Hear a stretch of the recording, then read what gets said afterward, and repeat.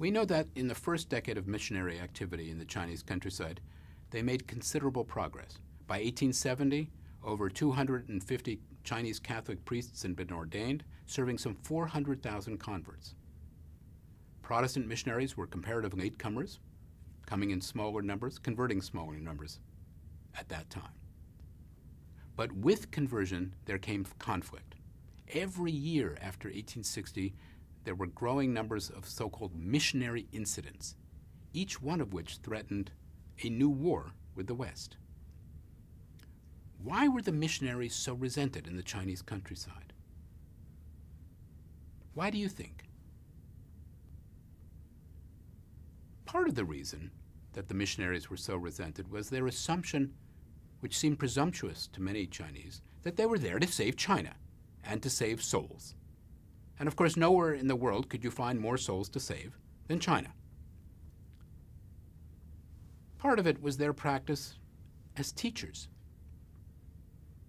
As teachers, they took the place, or at least competed for the place, of that social group that had defined what it meant to be a teacher in China, that is to say, the gentry. Because they, as missionaries, were educated, although differently educated. They preached in public. They disseminated literature, as a gentry teacher in an academy might do.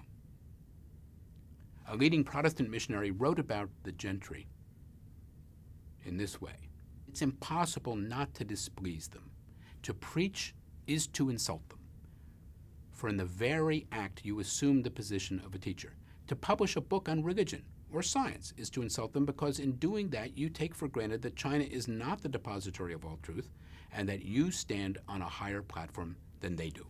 And part of it was the privileges that missionaries had. Their right to preach was now supported by treaties, by extraterritorial rights. They were not subject to the same Chinese laws that others were. And they could be protected by foreign gunboats if necessary. In other words, they were even more immune to Chinese law than the gentry. Thus, to many early missionaries in this period, their enemy, and this is something they perhaps had in common with the Taiping, came to be Confucianism itself and its social supporters, the gentry. As one Protestant missionary, John Chalmers, put it in a rather unchristian moment, quote, "Under the outward show of politeness and refinement imparted to the educated Chinese, chiefly by Confucianism, there lies almost nothing but cunning, arrogance, rudeness, vulgarity, obscenity, coupled with superstition, vainglory, arrogant assumption, and an inveterate hatred of everything foreign." End quote. In the words of another missionary, Griffith John, "The anti-foreigner, anti-progressive, exclusive, self-satisfied, proud, and supercilious spirit of the gentry class is the resisting medium to Christianity in China." To this, one Confucian scholar responded to Griffith John, saying, "I assure you that I would rather go to hell with Confucius than to heaven with Jesus." Now, it would have been difficult enough if the annual series of anti-missionary incidents had all been spontaneous. But the reality was rather more serious. They were frequently planned by gentry through the distribution of inflammatory anti-Christian tracts, gentry who were trying to create an anti-foreign, anti-Christian climate of suspicion and hatred.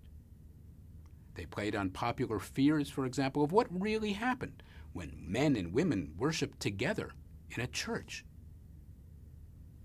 Anti-Christian literature often descended into pornography. And probably it was easy enough to make fun of these foreign missionaries who were trying, with little language and no cultural training, to do God's work in China. Anyone who has uttered even a few words in Chinese on their first visit to China will almost invariably have as a response, "Ah, 你的中文非常好. Your Chinese is so good," even if you can't understand the response to what you have said.